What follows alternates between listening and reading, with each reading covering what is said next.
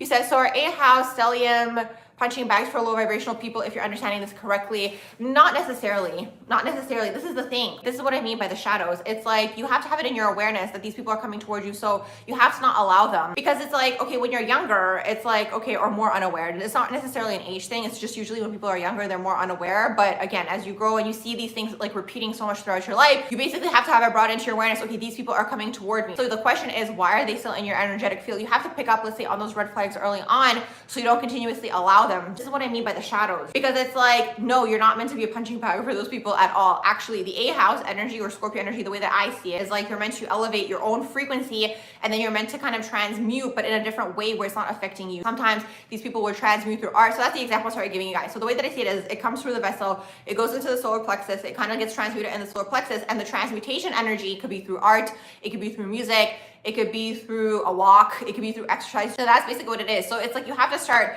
having the awareness. It's like the discernment and the awareness when you pick up on it within another person, to not allow that person into your energetic field again. That's kind of what I was saying in the earlier part of this video as well. If they're still around, then you have to explore, why is this person or people, like, why are they around you still? Is it because you have a boundary issue? Is it because you feel bad for them?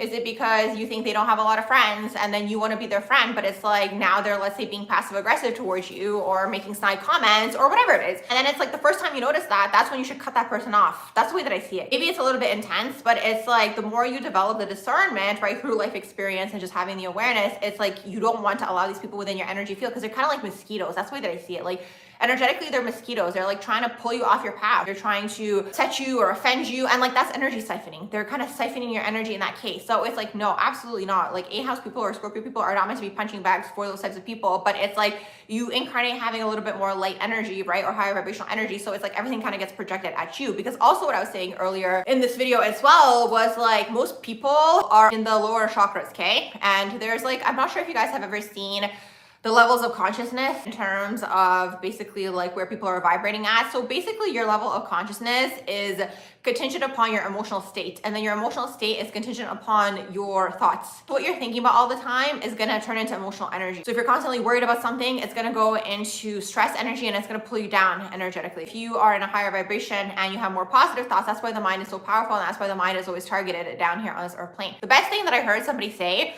was the difference between us and animals is that animals like aren't able to be mind controlled, essentially, right? Humans are. So that's why like there's constant things that are being thrown at people. And that's another thing that's interesting too, because what I've noticed is like, let's say there's something that upsets you, especially these days with like the technology, it's getting so advanced that like the algorithm's gonna feed you more of the content that upsets you, especially if you interact with it like once, and then it's like it's feeding into the trigger, right? But it's like the trigger is there. So it's like in a way it's also helping you purge if you take it as an opportunity for growth. So it's like you have to have the awareness, be like, okay, this is upsetting me. What is it about this that's upsetting me? And then you have to kind of process that within the self. So that's also connected to the shadows. Again, when you have a lot of light energy, you're gonna bring up other people's things just naturally. Do you know what I mean? So it's going to be up to you to be like, I'm not allowing this person into my energetic space anymore. If they're still around, you have to explore and be like, why am I still allowing this person? Is it maybe you don't want to be alone, for example, and maybe you want to have a friend around, but it's like then they're being snide or they're being passive aggressive, or maybe they're being overtly rude. So it's like then you'd have to work on that within yourself. So everything comes back down to the self. So yes, absolutely. If you're in one of those situations, like definitely try to figure out how you can exit.